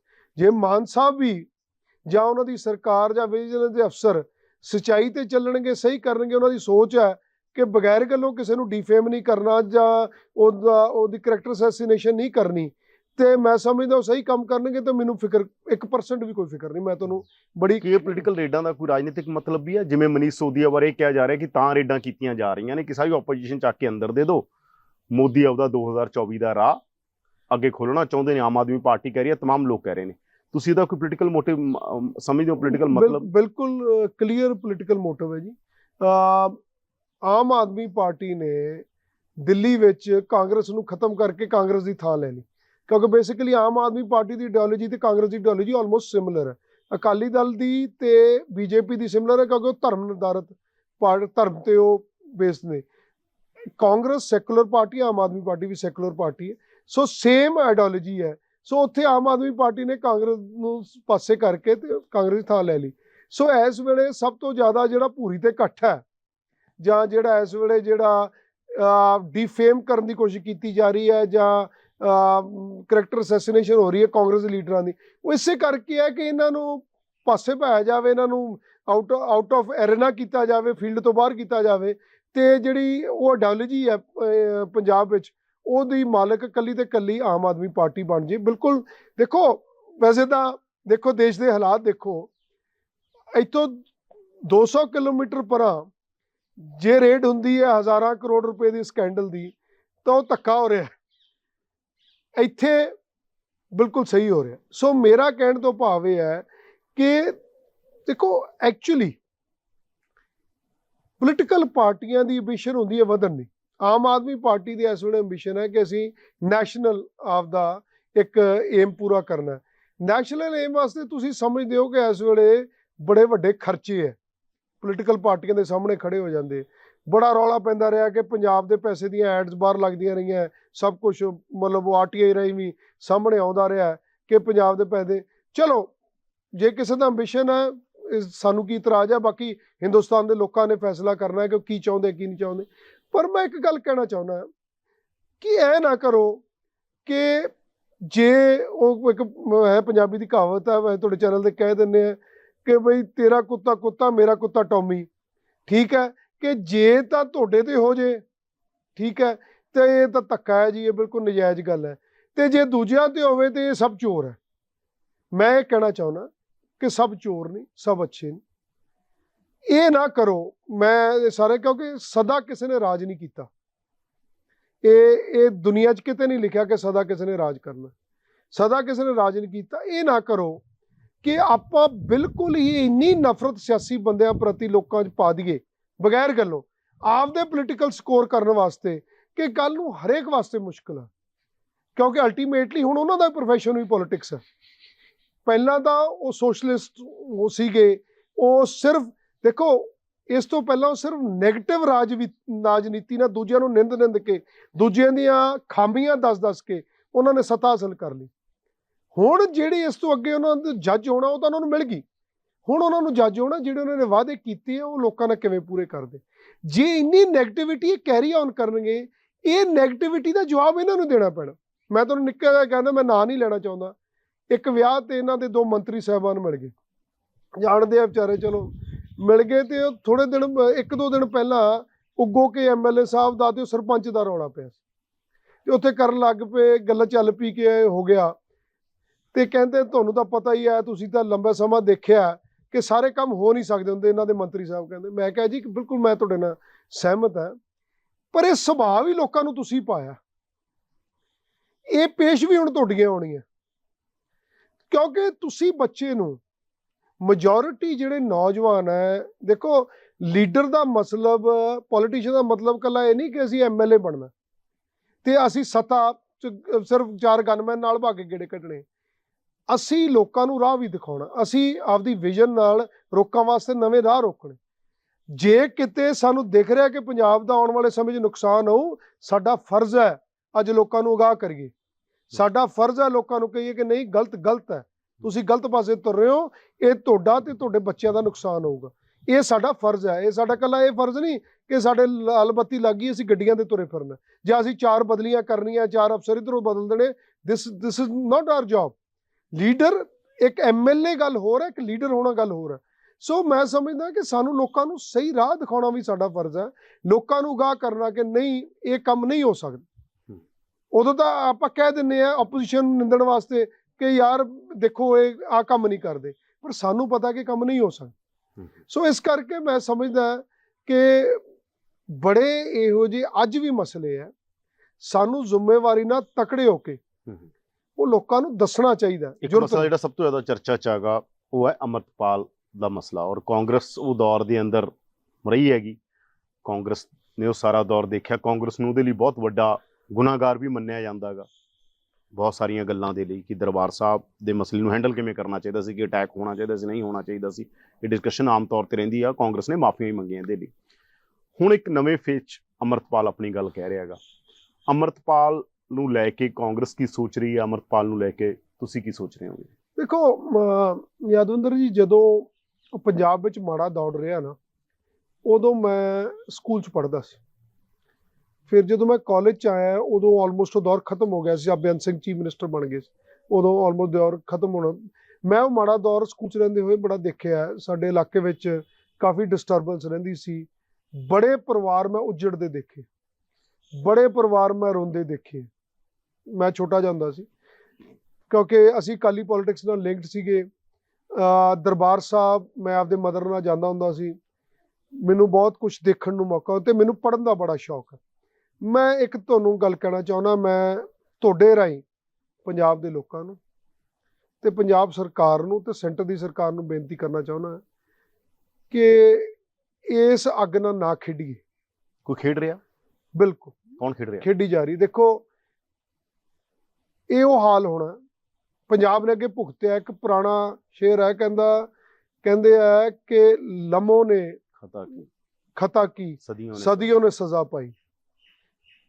देखो, खता हुई उदों मैं कहना चाहना है कि कांग्रेस ने एक्सपेरीमेंट करने की कोशिश की उन्होंने वेले। कांग्रेस ने खता की, ठीक है, पर ਉਹਦੀ सजा बहुत लंबी भुगती। कांग्रेस ने भी भुगती।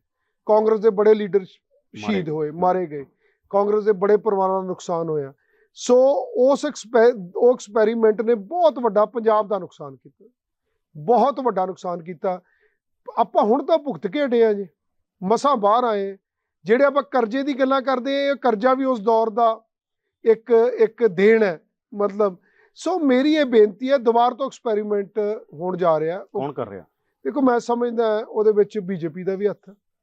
ਐਕਸਪੈਰੀਮੈਂਟ ਕਰਨ ਦੀ ਕੋਸ਼ਿਸ਼ ਕਰ ਰਹੀ ਹੈ ਬੀਜੇਪੀ ਦੁਬਾਰਾ ਤੋਂ, ਤਾਂ ਕਿ ਉਹ ਵੋਟ ਕੰਸੋਲੀਡੇਟ ਕਰ ਸਕਣ ਪੰਜਾਬ ਵਿੱਚ। ਠੀਕ ਹੈ, ਇਹ ਵੋਟ ਦੀ ਰਾਜਨੀਤੀ ਹੈ। ਸੋ ਮੇਰੀ ਇਹ ਬੇਨਤੀ ਹੈ। ਬਾਕੀ ਦੇਖੋ, ਗੱਲ ਇਹ ਹੈ, ਲਾਅ ਐਂਡ ਆਰਡਰ ਖੇਡ ਹੋ ਰਹੇ ਹੈ। ਲਾਅ ਐਂਡ ਆਰਡਰ ਹੈਗਾ state subject. Ultimately the state government will have to stand for it. ਇਹ ਸਟੇਟ ਗਵਰਨਮੈਂਟ ਦਾ ਸਬਜੈਕਟ ਹੈ। ਇਹ ਸਟੇਟ ਗਵਰਨਮੈਂਟ ਦੀ ਜ਼ਿੰਮੇਵਾਰੀ ਬਣ ਜਾਂਦੀ ਕਿ ਸਟੇਟ 'ਚ ਲਾਅ ਐਂਡ ਆਰਡਰ ਕਿਹੋ ਜਿਹਾ। ਇਹਦੇ ਤੋਂ ਆਪਾਂ ਸ਼ਾਇਵੇ ਨਹੀਂ ਕਰ ਸਕਦੇ। ਇਹ ਬੜੀ ਕਲੀਅਰ ਹੈ ਗੱਲ, ਜਿਹੜੀ ਗੱਲ। ਸੋ ਮੈਂ ਸਮਝਦਾ ਹਾਂ ਕਿ ਇਹਨੂੰ ਬੜੀ ਸੰਜੀਦਗੀ ਨਾਲ ਲੈਣਾ ਚਾਹੀਦਾ।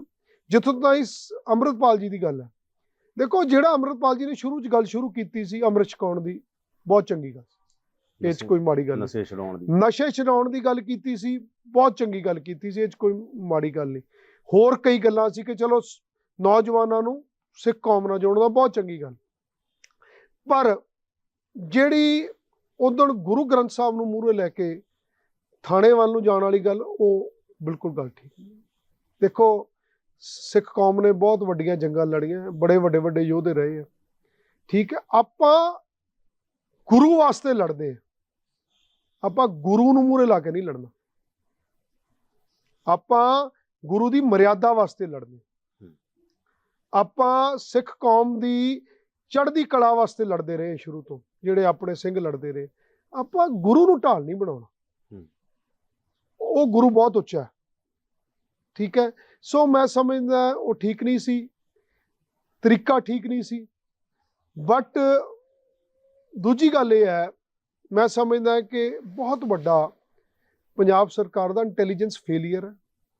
ਤੁਸੀਂ ਬੰਦਾ ਬਿਆਸ ਤੋਂ ਚੱਲ ਕੇ ਗਿਆ ਜਨਾਲੇ ਨੂੰ। ਠੀਕ ਹੈ, ਸੋ ਮਤਲਬ ਇੱਕ ਅੰਗਰੇਜ਼ੀ ਦੀ ਕਹਾਵਤ ਹੈ, there is too much between the lines। ਸਮਝਦੇ ਪ੍ਰੈਸ ਵਾਲੇ ਵੀ ਸਭ ਕੁਝ ਹੈ, ਸਮਝਦੇ ਲੀਡਰ ਵੀ ਸਭ ਕੁਝ ਹੈ, ਸਮਝਦੇ ਪੰਜਾਬ ਦੇ ਲੋਕ ਵੀ ਸਭ ਕੁਝ ਹੈ, ਸਿਆਣੇ ਲੋਕ। ਪਰ ਮੇਰੀ ਹੱਥ ਬੰਨ੍ਹ ਕੇ ਸਾਰਿਆਂ ਨੂੰ ਬੇਨਤੀ ਹੈ, ਕੱਲੇ ਸਮਝੀ ਨਾ ਜਾਓ, ਬੋਲੋ। ਅੱਜ ਪਰ ਤੁਸੀਂ ਕੀ ਦੇਖਦੇ ਹੋ, ਇਹ ਆਈਸੋਲੇਸ਼ਨ 'ਚ ਤਾਂ ਨਹੀਂ ਆ ਸਾਰਾ ਕੁਝ? ਕਿਉਂਕਿ ਪਿਛਲੇ ਦੌਰ 'ਚ ਸਿੱਖ ਰਾਜਨੀਤੀ 'ਚ ਖਾਸ ਤੌਰ ਦੇ ਉੱਤੇ ਜਿਸ ਤਰ੍ਹਾਂ ਦੀਆਂ ਘਟਨਾਵਾਂ ਹੋਈਆਂ, ਤੁਹਾਡੀ ਸਰਕਾਰ ਸੀ, ਤੁਸੀਂ ਉਹ ਸਰਕਾਰ 'ਚ ਰਹੇ ਹੋਗੇ ਕੈਪਟਨ ਅਮਰਿੰਦਰ ਸਿੰਘ ਵਾਲੀ 'ਚ। ਬੇਅਦਬੀ ਤੇ ਤੁਸੀਂ ਕਹਿ ਕੇ ਆਏ ਸੀ ਇਨਸਾਫ ਦੇਵਾਂਗੇ, ਨਹੀਂ ਹੋਇਆ। ਨਸ਼ੇ ਵਾਲੇ ਮਸਲੇ ਤੇ ਵੀ ਯੂਥ 'ਚ ਫਰਸਟ੍ਰੇਸ਼ਨ ਹੋਣਾ, ਔਰ ਖਾਸ ਤੌਰ ਦੇ ਉੱਤੇ ਸਿੱਖ ਸਿਆਸਤ ਦਾ ਕੋਈ ਕ੍ਰੈਡੀਬਲ ਚਿਹਰਾ ਨਾ ਹੋਣਾ, ਉਹ ਵੈਕਿਊਮ 'ਚੋਂ ਕੋਈ ਹਵਾ 'ਚੋਂ ਤਾਂ ਨਹੀਂ ਪੈਦਾ ਹੋ ਗਿਆ ਅੰਮ੍ਰਿਤਪਾਲ ਨੂੰ ਅਗਰ ਰਿਸਪੌਂਸ ਮਿਲ ਰਿਹਾ ਹੋਊਗਾ ਉਹਦਾ ਕੋਈ ਰੀਜ਼ਨ ਤਾਂ ਹੋਊਗਾ। ਕੋਈ ਰੀਜ਼ਨ ਦੇਖਦੇ ਹੋ ਜਾਂ ਤੁਹਾਨੂੰ ਲੱਗਦਾ ਨਹੀਂ ਸਿਰਫ ਏਜੰਸੀਆਂ ਨੇ ਫਿੱਟ ਕਰਤਾ, ਬੀਜੇਪੀ ਨੇ ਫਿੱਟ ਕਰਤਾ? ਯਾਦਵਿੰਦਰ ਜੀ, ਬਿਲਕੁਲ ਠੀਕ ਗੱਲ ਹੈ। ਸਿੱਖ ਸਿਆਸਤ ਇੱਕ ਅੱਡ ਸਿਆਸਤ ਹੈ। ਮੈਂ ਉਹ 'ਚ ਅਕਾਲੀ ਦਲ ਜਿਸ ਤਰ੍ਹਾਂ ਡਿਸਕ੍ਰੈਡਿਟ ਹੋਇਆ ਪਿਛਲੇ ਦੌਰ 'ਚ, ਇਲੈਕਸ਼ਨਾਂ 'ਚ ਹੀ ਦੇਖਿਆ, ਪਤਾ ਨਹੀਂ ਸੀਟਾਂ। ਮੈਂ ਉਸੇ ਪਾਸੇ ਜਾ ਰਿਹਾ। ਸਿੱਖ ਸਿਆਸਤ ਇੱਕ ਅੱਡ ਸਿਆਸਤ ਹੈ, ਜਿਹਦੇ ਵਿੱਚ ਡਾਇਰੈਕਟਲੀ ਕਾਂਗਰਸ ਦਾ ਰੋਲ ਘਟ ਜਾਂਦਾ। ਕਿਉਂਕਿ ਮੈਂ ਅਕਾਲੀ ਦਲ 'ਚ ਰਿਹਾ, ਮੈਂ ਬਹੁਤ ਨੇੜੇ ਹੋ ਕੇ ਦੇਖਿਆ। ਮੈਂ ਚਲੋ ਮੈਨੂੰ ਮੌਕਾ ਮਿਲਿਆ ਸਰ ਪ੍ਰਕਾਸ਼ ਸਿੰਘ ਬਾਦਲ ਨਾਲ ਬਹੁਤ ਨੇੜੇ ਹੋ ਕੇ ਕੰਮ ਕਰਨ ਦਾ, ਸਰ ਸੁਖਬੀਰ ਸਿੰਘ ਬਾਦਲ ਉਹਨਾਂ ਨਾਲ ਬੜੇ ਨੇੜੇ ਹੋ ਕੇ ਕੰਮ ਕਰਨ ਦਾ ਮੌਕਾ ਮਿਲਿਆ। ਇਹ ਬਹੁਤ ਵੱਡੀ ਨੁਕਸਾਨਦੇਹ ਗੱਲ ਹੈ ਕਿ ਜਿਹੜਾ ਅਕਾਲੀ ਦਲ ਦੀ ਕ੍ਰੈਡੀਬਿਲਿਟੀ ਬਹੁਤ ਲੋ ਚਲੀ ਗਈ। ਇਹ ਮਾੜੀ ਗੱਲ ਹੈ ਪੰਜਾਬ ਵਾਸਤੇ। ਮੈਂ ਤੁਹਾਨੂੰ ਅੱਜ ਕਹਿਣਾ ਇਹਦਾ ਨੁਕਸਾਨ ਹੋ ਰਿਹਾ, ਬਹੁਤ ਜ਼ਿਆਦਾ ਨੁਕਸਾਨ ਹੋ ਰਿਹਾ ਜਿਹੜੀ ਅਕਾਲੀ ਦਲ ਦੀ ਕ੍ਰੈਡੀਬਿਲਿਟੀ ਨਹੀਂ। ਪਰ ਮੈਨੂੰ ਅਫਸੋਸ ਨਾਲ ਇਹ ਵੀ ਹੈ, ਮੈਂ ਅੱਜ ਅਕਾਲੀ ਦਲ ਦੇ ਲੀਡਰ ਸਾਹਿਬਾਨਾਂ ਨੂੰ ਗੱਲ ਕਹਿਣਾ ਚਾਹੁੰਦਾ, ਅਕਾਲੀ ਦਲ ਦਾ ਬਹੁਤ ਗੌਰਵਮਈ ਇਤਿਹਾਸ ਹੈ, ਬੜਾ ਪੁਰਾਣੀ ਪਾਰਟੀ ਹੈ, ਕੋਈ ਕਿਸੇ ਦੀ ਪ੍ਰਾਈਵੇਟ ਪਾਰਟੀ ਨਹੀਂ ਗਈ। ਮੈਂ ਅੱਜ ਇਹ ਗੱਲ ਕਹਿਣਾ ਚਾਹੁੰਦਾ ਯਾਰ, ਜੇ ਗ੍ਰੰਥੀ ਮਾੜਾ ਹੋਵੇ ਤੇ ਗੁਰਦੁਆਰਾ ਤਾਂ ਨਹੀਂ ਢਾਹ ਦੀਦਾ, ਗ੍ਰੰਥੀ ਬਦਲ ਦੀਦਾ। ਮੇਰੀ ਬੇਨਤੀ ਹੈ ਕਿ ਮੈਂ ਇਸ ਗੱਲ 'ਚ ਵੀ ਨਹੀਂ ਜਾਣਾ ਚਾਹੁੰਦਾ ਕਿ ਕੀ ਮਾੜਾ ਕੀਤਾ, ਮੈਂ ਉਸ ਲੰਬੀ ਗੱਲ 'ਚ ਨਹੀਂ ਜਾਣਾ ਚਾਹੁੰਦਾ। ਅਕਸਰ ਗਲਤੀਆਂ ਹੋਈਆਂ ਤਾਂ ਹੀ ਡਿਸਕ੍ਰੈਡਿਟ ਹੋਇਆ। ਐਡੀ ਪੁਰਾਣੀ ਪਾਰਟੀ ਕਿੱਥੋਂ ਦੇਖ ਲਓ ਕਿੱਥੇ ਚਲੀ ਗਈ। ਠੀਕ ਹੈ, ਇਹ ਕਦੀ ਕੋਈ ਲੀਡਰ ਆਪ ਥੋੜਾ ਮੰਨਦਾ ਹੁੰਦਾ ਕਿ ਮੈਂ ਗਲਤੀਆਂ ਕੀਤੀਆਂ। ਅਕਸਰ ਗਲਤੀਆਂ ਹੋਈਆਂ ਤੇ ਅਕਾਲੀ ਦਲ ਦਾ ਇਹ ਹਾਲ ਹੋਇਆ। ਮੇਰੀ ਬਾਕੀ ਲੀਡਰਾਂ ਨੂੰ ਬੇਨਤੀ ਹੈ ਕਿ ਕੋਈ ਜ਼ਰੂਰੀ ਨਹੀਂ ਹੈ ਕਿ ਸੁਖਬੀਰ ਸਿੰਘ ਬਾਦਲ ਨੂੰ ਬੇਨਤੀ ਕਰ ਲਓ ਕਿ ਜੀ ਤੁਸੀਂ ਥੋੜੀ ਦੇਰ ਸਾਹ ਲੈ ਲਓ, ਹੋਰ ਕਿਸੇ ਨਵੇਂ ਚਿਹਰੇ ਨੂੰ ਮੌਕਾ ਦਿਓ ਤਾਂ ਕਿ ਲੋਕਾਂ ਵਿੱਚ ਦੁਬਾਰ ਤੋਂ, ਸਿੱਖ ਸੰਗਤ ਵਿੱਚ ਦੁਬਾਰ ਤੋਂ ਅਕਾਲੀ ਦਲ ਪ੍ਰਤੀ ਜੋਸ਼ ਆਵੇ, ਅਕਾਲੀ ਦਲ ਨਾਲ ਲੋਕ ਜੁੜਨ, ਉਹਦੀ ਕ੍ਰੈਡੀਬਿਲਿਟੀ ਥੋੜੀ ਬਹੁਤੀ ਉੱਪਰ ਜਾਵੇ, ਉਹਦਾ ਪੰਜਾਬ ਨੂੰ ਫਾਇਦਾ ਹੋਵੇਗਾ। ਸੁਖਬੀਰ ਬਾਦਲ ਨੂੰ ਕੁਰਸੀ ਛੱਡਣੀ ਚਾਹੀਦੀ ਹੈ ਤੁਸੀਂ ਕਹਿੰਦੇ? ਬਿਲਕੁਲ ਛੱਡਣੀ ਚਾਹੀਦੀ, ਮੈਂ ਤਾਂ ਕਹਿੰਦਾ ਆਪ ਹੀ ਛੱਡਣੀ ਚਾਹੀਦੀ ਹੈ। ਇਹ ਕੁਰਸੀ ਤੇ ਬਹਿਣ ਦਾ ਕੀ ਫਾਇਦਾ? ਜੇ ਮੈਨੂੰ ਇਹ ਗੱਲ ਦੱਸੋ ਯਾਦਵਿੰਦਰ ਜੀ, ਇਸ ਕਰਕੇ ਤਾਂ ਨਹੀਂ ਕਹਿ ਰਹੇ ਬੰਟੀ ਰਮਾਣਾ ਉਹਨਾਂ ਦੇ ਬਹੁਤ ਨੇੜੇ ਨੇ, ਉਹ ਤੁਹਾਡੇ ਤੇ ਬਹੁਤ ਤਿੱਖੇ ਇਸ ਮਸਲੇ 'ਚ ਵੀ ਤੁਹਾਡੇ ਤੇ ਕਹਿੰਦੇ ਆ ਕਿ ਕਿਹਦੀ ਜਾਂਚ ਕਰੋਗੇ, ਪਤਾ ਨਹੀਂ ਹੋਰ ਕੀ ਕੀ ਨਿਕਲੂਗਾ, ਇਹ ਬੋਲਿਆ ਉਹ। ਮੇਰੀ ਇੱਕ ਬੇਨਤੀ ਹੈ, ਜਿਹੜਾ ਬੰਟੀ ਰਮਾਣਾ ਜੀ ਨੇ ਉਹ ਮੇਰੇ ਕਲਾਸਮੇਟ ਹੁੰਦੇ ਸੀ, ਠੀਕ ਹੈ, ਤੇ ਉਹਦੇ ਪਰਿਵਾਰ ਨੂੰ ਵੀ ਮੇਰੇ ਇਲਾਕੇ ਦੇ ਲੋਕ ਬੜੇ ਪੁਰਾਣੇ ਜਾਣਦੇ, ਮੇਰੇ ਪਰਿਵਾਰ ਨੂੰ ਬੜੇ ਪੁਰਾਣੇ। ਬੰਟੀ ਰਮਾਣਾ ਜੀ ਦੀ ਜਿਹੜੀ ਉੱਥੇ ਜਗ੍ਹਾ ਹੈ ਨਾ, ਉਹ ਸਿਰਫ ਇਸ ਕਰਕੇ ਹੈ ਕਿਉਂਕਿ ਸੁਖਬੀਰ ਜੀ ਮੇਰੇ ਤੇ ਨਾਰਾਜ਼ ਰਹਿੰਦੇ, ਇਸ ਕਰਕੇ ਬੰਟੀ ਰਮਾਣਾ ਜੀ ਦੀ ਜਗ੍ਹਾ। ਬੰਟੀ ਰਮਾਣਾ ਜੀ ਨੇ ਆਪਦੀ ਜਗ੍ਹਾ ਇਸ ਕਰਕੇ ਨਹੀਂ ਕਮਾਈ ਕਿ ਬੰਟੀ ਰਮਾਣਾ ਜੀ 'ਚ ਕੋਈ ਆਪਦਾ ਗੁਣ ਹੈ, ਉਹਦਾ ਸਿਰਫ ਇਹ ਹੈ ਕਿ ਉਹ ਮੇਰੇ ਵਿਰੋਧ 'ਚ ਹੈ, ਇਸ ਕਰਕੇ ਉਹ ਸੁਖਬੀਰ ਜੀ ਦੇ ਨੇੜੇ ਹੈ। ਪਰ ਤੁਸੀਂ ਜਿਹੜੀ ਸਲਾਹ ਦੇ ਰਹੇ ਹੋ ਬਿਲਕੁਲ ਨਿਰਪੱਖ ਦੇ ਰਹੇ ਹੋ। ਬਿਲਕੁਲ ਨਿਰਪੱਖ। ਮੈਂ ਐਜ਼ ਅ ਬ੍ਰਦਰ, ਮੇਰਾ ਤਾਂ ਸਿੱਧਾ ਸਵਾਲ ਹੈ ਕਿ ਕੋਈ ਵੀ ਸਿਆਸੀ ਬੰਦਾ ਹੋਵੇ, ਚਾਹੇ ਕਿੱਕੀ ਢਿੱਲੋਂ, ਜੇ ਮੈਂ ਵੀ ਕਿਸੇ ਸੁਖਬੀਰ ਜੀ ਦੇ ਨੇੜੇ ਰਹੇ ਹੋ, ਫਿਰ ਉਹਨਾਂ ਨੂੰ ਕਾਲ ਕਰਕੇ ਕਹਿ ਸਕਦੇ ਛੱਡ ਦਿਓ ਕੁਰਸੀ? ਜੇ ਕਿਤੇ ਮਿਲੇ ਮੈਂ ਜ਼ਰੂਰ ਬੇਨਤੀ ਕਰੂੰਗਾ।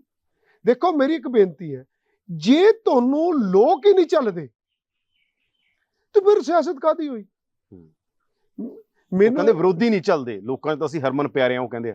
ਉਹਨਾਂ ਦਾ ਲੌਜਿਕ ਇਹ ਹੁੰਦਾ। ਦੇਖੋ ਮੇਰੀ ਇੱਕ ਬੇਨਤੀ ਹੈ ਕਿ ਇਹਦਾ ਜਿਹੜਾ ਪੈਮਾਨਾ ਹੁੰਦੀਆਂ ਇਲੈਕਸ਼ਨਾਂ, ਕੋਈ ਮੇਰੇ ਕਹਿਣ ਨਾਲ ਜਾਂ ਤੁਹਾਡੇ ਕਹਿਣ ਨਾਲ ਜਾਂ ਕਿਸੇ ਦੇ ਕਹਿਣ ਨਾਲ ਤਾਂ ਕੁਝ ਹੋਣਾ ਨਹੀਂ, ਉਹਦੀਆਂ ਇਲੈਕਸ਼ਨਾਂ।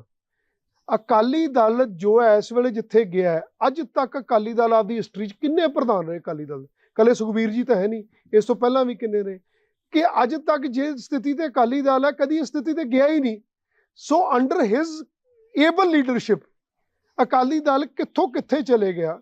ਆਈ ਥਿੰਕ ਮੈਨੂੰ ਉਸ ਬਾਰੇ ਬੜਾ ਐਵੇਂ ਕਹਿਣ ਦੀ ਲੋੜ ਨਹੀਂ, ਚੰਗਾ ਨਹੀਂ ਲੱਗਦਾ। ਮੇਰੇ ਨਾਲ ਉਮਰ 'ਚ ਵੱਡੇ ਨੇ, ਮੈਂ ਉਹਨਾਂ ਦੀ ਰਿਸਪੈਕਟ ਕਰਦਾ। ਮੈਂ ਤਾਂ ਵੈਸੇ ਕਹਿ ਰਿਹਾ ਯਾਰ ਕਿ ਜਿਹੜੀ ਜਦੋਂ ਦਿਖ ਰਿਹਾ ਕਿ ਲੋਕ ਇਸ ਵੇਲੇ ਨਾਰਾਜ਼ ਨੇ, ਲੋਕ ਮਤਲਬ ਬੜੇ ਗੱਲਾਂ ਹੋ ਚੁੱਕੀਆਂ ਨੇ ਜਿਨ੍ਹਾਂ ਕਰਕੇ ਕ੍ਰੈਡੀਬਿਲਿਟੀ ਡਾਊਨ ਜਾ ਚੁੱਕੀ ਹੈ। I think it is better ਕਿ ਬਰੀਥ ਆਊਟ ਕਰੋ, ਸਪੇਸ ਦਿਓ, ਨਵਾਂ। ਦੇਖੋ ਮੈਂ ਫਿਰ ਕਹਿਣਾ, ਅਕਾਲੀ ਦਲ ਮਾਰਨ ਦਾ ਕੋਈ ਫਾਇਦਾ ਨਹੀਂ, ਉਹਦਾ ਪੰਜਾਬ ਨੂੰ ਨੁਕਸਾਨ ਹੈ ਜੇ ਅਕਾਲੀ ਦਲ ਮਾਰਦਾ। ਮੈਂ ਤਾਂ ਹੀ ਅਕਾਲੀ ਦਲ ਦੇ ਲੀਡਰਾਂ ਨੂੰ ਕਿਹਾ ਕਿ ਜੇ ਮਤਲਬ ਗ੍ਰੰਥੀ ਮਾੜਾ ਹੋਵੇ ਗੁਰਦੁਆਰਾ ਨਹੀਂ ਢਾਈਦਾ, ਗ੍ਰੰਥੀ ਬਦਲ ਲਈਦਾ।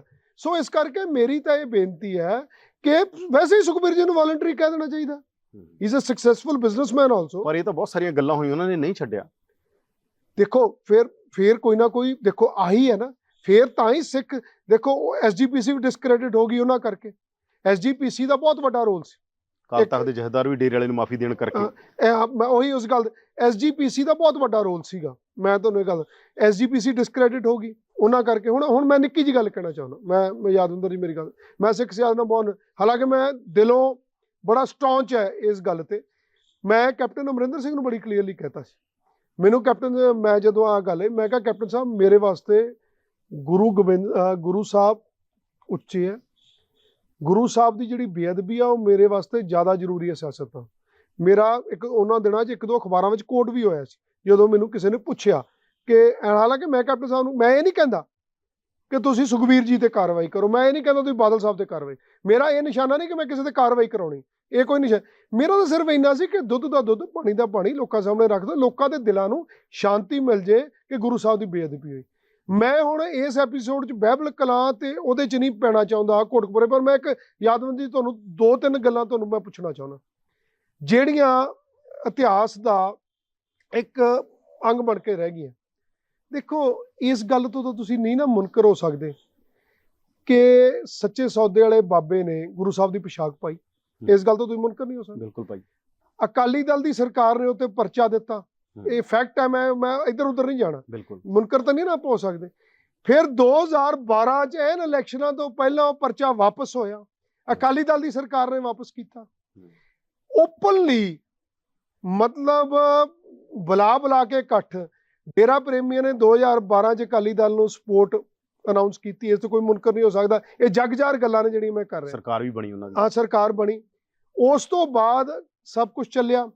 ਫਿਰ ਸਰਕਾਰ ਬਣ ਗਈ, ਉਹਨਾਂ ਦਾ ਸਾਂਸੀ ਸਰਕਾਰ ਬਣਾਤੀ। ਹੁਣ ਉਸ ਤੋਂ ਬਾਅਦ ਅੱਜ ਤੱਕ ਸਿੱਖ ਇਤਿਹਾਸ 'ਚ ਕਦੇ ਨਹੀਂ ਹੋਇਆ, ਜਿੱਥੇ ਮੇਰਾ ਦਿਲ ਦੁਖਦਾ ਮੈਂ ਉਹ ਨਹੀਂ। ਅਕਾਲ ਤਖਤ ਸਾਹਿਬ ਦਾ ਬਹੁਤ ਵੱਡਾ ਸਰਵਉੱਚਮ ਆਪਣੇ ਵਾਸਤੇ ਸਥਾਨ ਹੈ। ਅੱਜ ਤੱਕ ਕਿਸੇ ਹਰੇਕ ਨੇ ਜਿਹਨੇ ਉੱਥੇ ਮਾਫੀ ਮੰਗੀ ਪੇਸ਼ ਹੋ ਕੇ, ਇੱਕ ਚਿੱਠੀ ਤੇ ਬਾਬਾ ਰਾਮ ਰਹੀਮ ਨੂੰ ਮਾਫੀ ਮਿਲ ਜਾਂਦੀ। ਦੱਸੋ ਇਹਦਾ ਹੁਣ ਇਹ ਇਸ ਗੱਲ ਤੋਂ ਕਿਵੇਂ ਮੁਨਕਰ? ਇਹਦਾ ਕੌਣ ਜਵਾਬ ਦੇਊਗਾ ਮੈਨੂੰ? ਇਹ ਗੱਲ ਸਮਝਾਓ। ਠੀਕ ਹੈ, ਫਿਰ ਮਾਫੀ ਮਿਲ ਗਈ। ਜਦੋਂ ਸਿੱਖ ਸੰਗਤਾਂ ਵਿੱਚ ਅੱਛਾ, ਫਿਰ SGPC ਨੇ ਅਖਬਾਰਾਂ 'ਚ ਇਸ਼ਤਿਹਾਰ ਲਵਾਏ ਗੁਰੂ ਦੀ ਗੋਲਖ ਦੇ ਪੈਸੇ ਦੇ। ਹੁਣ ਇਸ ਗੱਲੋਂ ਤੁਸੀਂ ਕਿਵੇਂ ਮੁਨਕਰ ਹੋ ਜਾਓਗੇ? ਫਿਰ ਉਸ ਤੋਂ ਅਗਲੀ ਗੱਲ, ਜਦੋਂ ਸਿੱਖ ਸੰਗਤਾਂ 'ਚ ਦਾ ਵਿਰੋਧ ਹੋ ਗਿਆ, ਮਾਫੀ ਘਬਰਾ ਕੇ ਵਾਪਸ ਲੈ ਲਈ। ਠੀਕ ਹੈ, ਉਹਨਾਂ ਨੇ ਗੁੱਸੇ 'ਚ ਆ ਕੇ ਜੋ ਨਹੀਂ ਕਰਨਾ ਸੀ ਉਹ ਕਰਤਾ।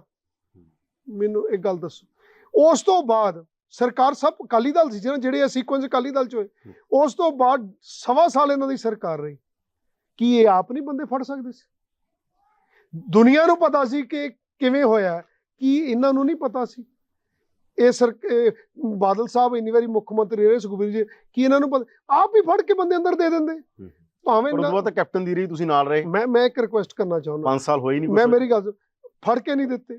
ਠੀਕ ਹੈ, ਮੈਂ ਤੁਹਾਨੂੰ ਇੱਕ ਬੜੀ ਕਲੀਅਰ, ਇਹਨਾਂ ਨੇ ਕੱਖ ਨਹੀਂ ਕੀਤਾ। ਫਿਰ 2017 ਚ ਅਗੇਨ ਮੈਂ ਜਿਹੜੀ ਗੱਲ ਤੇ ਆ ਰਿਹਾ, ਜਦੋਂ ਫਿਰ ਪ੍ਰੇਮੀਆਂ ਨੇ ਓਪਨਲੀ ਮਤਲਬ ਇਕੱਠ ਕਰਕੇ ਫਿਰ ਅਕਾਲੀ ਦਲ ਨੂੰ ਵੋਟਾਂ ਪਾਈਆਂ। ਜੇ ਇਹਨਾਂ ਨੇ ਉਹਨਾਂ ਦੇ ਬੰਦੇ ਨਹੀਂ ਫੜੇ ਤਾਂ ਹੀ ਉਹਨਾਂ ਨੇ 2017 ਚ ਨੰਗੇ ਚਿੱਟੇ ਹੋ ਗਏ, ਉਹਨਾਂ ਦੀ ਫਿਰ ਮਦਦ ਕੀਤੀ ਪ੍ਰੇਮੀਆਂ ਨੇ।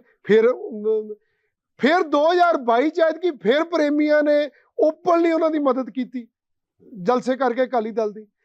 ਕੀ ਸਾਂਝ ਹੈ ਪ੍ਰੇਮੀਆਂ ਦੀ ਤੇ ਅਕਾਲੀ ਦਲ ਦੀ? ਨਾ ਆਈਡੀਓਲੋਜੀ ਮਿਲਦੀ ਹੈ। ਉਹਨਾਂ ਨੇ ਏਡਾ ਵੱਡਾ ਗੁਨਾਹ ਕੀਤਾ, ਉਹ ਹਰੇਕ ਇਲੈਕਸ਼ਨ 'ਚ ਅਕਾਲੀ ਦਲ ਦੀ ਓਪਨਲੀ ਮਦਦ ਕਰਦੇ, ਕਹਿ ਕੇ, ਮਤਲਬ ਇਕੱਠ ਰੱਖ ਕੇ।